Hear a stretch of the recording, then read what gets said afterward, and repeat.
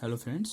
जैसे कि आज का क्लास हम लोगों के लिए कुछ अलग होने वाला है बिकॉज हम लोग आज बहुपद स्टार्ट करने जा रहे हैं। बहुपद मतलब पोलिनोमियल्स। हम लोग इंग्लिश और हिंदी दोनों को एक साथ लेके चलने वाले हैं। तो याद रखिएगा कि इसमें बहुत सारे कंसेप्ट ऐसे आएंगे जिसको हम लोगों को सीखना है। ये चैप्टर्स बहुत हल्का है, लेकिन इसमें 2-3 पॉइंट जो है उसको ही हम लोगों को दिमाग में बिठाना है। जैसे कि एक शून्यक वाला पॉइंट आता है कि इसमें शून्यक का योग, शून्यक का गुणनफल, एक ये मुद्दा आता है। और दूसरा जो है सो इसमें एक एल्गोरिथम्स मेथड से हम लोगों को क्या करना है, तो बहुपद का वैल्यू निकालना है, मतलब शून्यक को फाइंड आउट करना है। तो सबसे पहले स्टार्ट करने से पहले मेरे चैनल से अभी तक जुड़े नहीं है तो प्लीज़ सब्सक्राइब करके जुड़ जाइएगा। तो बहुपद होता क्या है, इसमें इसके क्या सब मैटर हैं, इसके बारे में हम लोग बात कर लेंगे। बहुपद में बहुपद की पहचान जो है सो उसके घातों से की जाती है। जो ये रैखिक है या मतलब कि द्विघात है, मतलब कि लीनियर है या क्वाड्रेटिक है या क्यूबिक है, etc।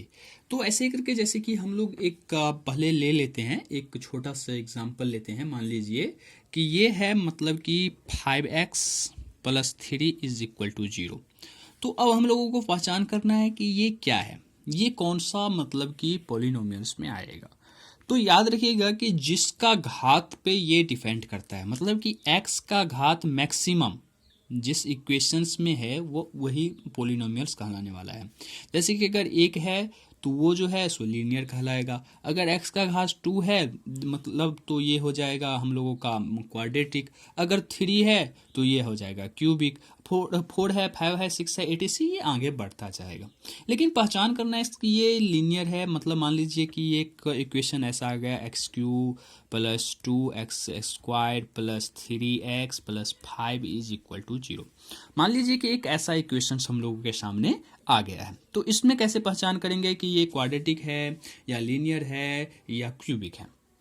तो मैंने आपको कुछ देर पहले बताया था कि मैक्सिमम वैल्यू मतलब कि x का जो है सो मतलब कि ग्रेटेस्ट डिग्री या पावर जो इक्वेशन में है, इसमें देखिए x का पावर 1 है तो लीनियर नहीं हुआ, क्योंकि इससे ज़्यादा 2 वाला है। तो ये क्वाड्रेटिक भी नहीं हुआ बिकॉज इसमें क्यूब है। ठीक है, तो मतलब ये हुआ कि ये एक क्यूबिक इक्वेशन है। लेकिन ये एक लीनियर इक्वेशन है बिकॉज इसमें x का घात जो है सो 1 से अधिक वाला नहीं है।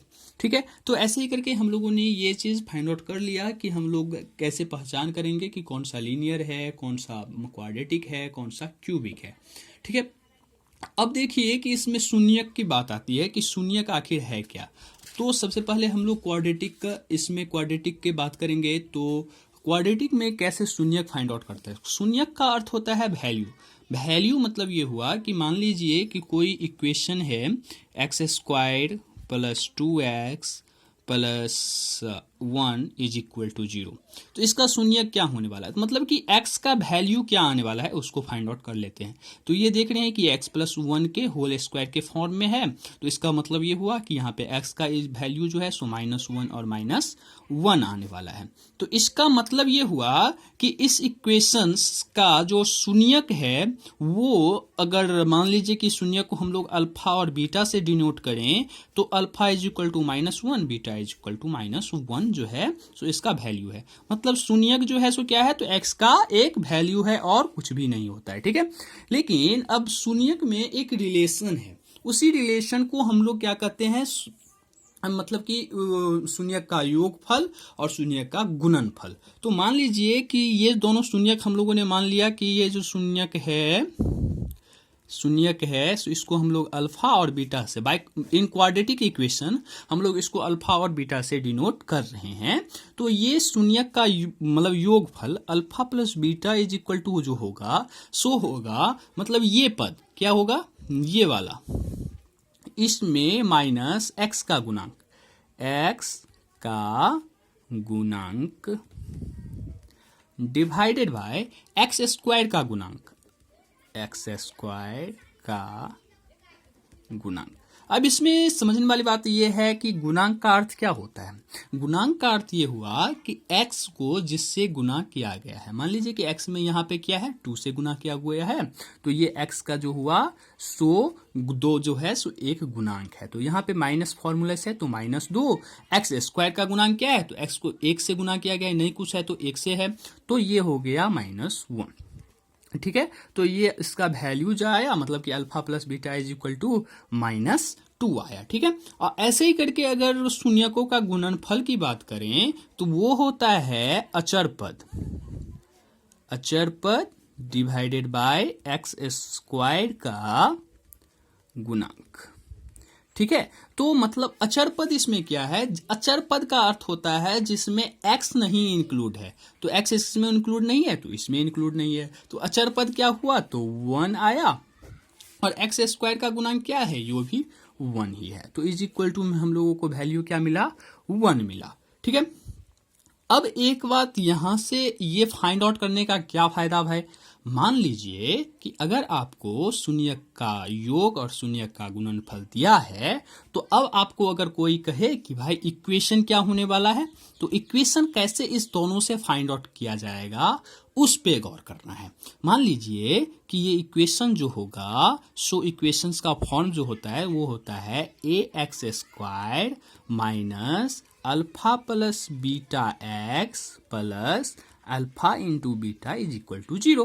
मान लीजिए कि ये है, तो ए एक्स स्क्वायर में हम लोग x square minus plus 2x plus 1 is equal to 0, ये इक्वेशंस हम लोग क्या किए, तो फाइंड आउट कर लिए। तो हम लोगों का एक क्वेश्चन से कंप्लीट हो गया ये कि ये एक मतलब शून्यक अगर दिया हुआ हो, मान लीजिए कि ये दोनों शून्यक दिया है, तो हम लोगों को अगर इक्वेशन बोलें तो कैसे फाइंड आउट करेंगे, तो ऐसे फाइंड आउट करने। तो अब इसमें एक क्वेश्चन ये आता है कि आपने ये जो a का वैल्यू है इसको 1 ही क्यों लिया। ठीक है, तो हमने आपको दिखाया यहाँ पे कि हम लोगों का शून्यक का योग जो है सो -2 है और शून्यक का गुणनफल जो 1 है, तो अगर इसमें हम लोग 1 से डिवाइड कर दें या 1 से डिवाइड कर दें तो कोई फर्क नहीं आने वाला है, तो इसीलिए हम लोगों ने यहीं से डिसाइड कर लिया कि शून्यक का जो मतलब कि ए का वैल्यू है ये है 1, तो ऐसे करके हम लोगों ने ये इक्वेशन सॉल्व कर लिया।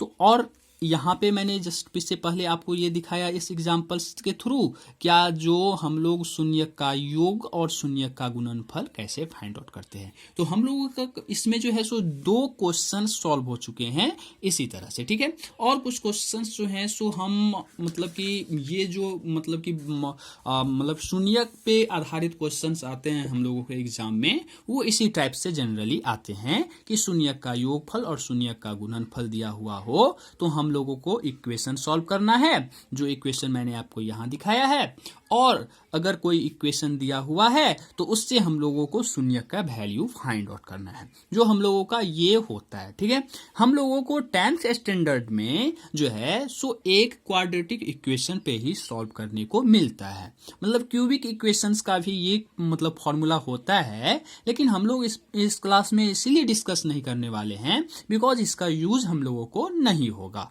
और हम लोग एक क्वेश्चन और इसमें देख लेते हैं, तो इसके बाद के चैप्टर्स जो है सो हम लोगों का जो है सो एक तरफ से क्लियर हो जाएगा। एक होता है एल्गोरिथम प्रयोग, जैसे कि आपने भागफल मतलब कि भाग देना सीखा होगा, कोई इक्वेशंस में कैसे भाग देते हैं उससे हम लोग को वैल्यू फाइंड आउट करना होता है। उसी मेथड को एक बार फिर से हम लोग रिवीजन कर लेंगे, तो जिसको हम लोग क्या कहते हैं, तो एल्गोरिथम मेथड कहते हैं। देखिए, इसको हम लोगों को सॉल्व करना है, मतलब कि इसमें भाग देना है। तो अगर आप भाग देना अच्छी तरह से सीख जाते हैं तो मतलब आप जो है सो इसका शून्यक निकालना या एक्स का वैल्यू फाइंड आउट करना भी सीख जाएंगे। ठीक है, तो सबसे पहले हम लोगों के पास है कि इसको हम लोग कैसे सॉल्व कर लेते हैं।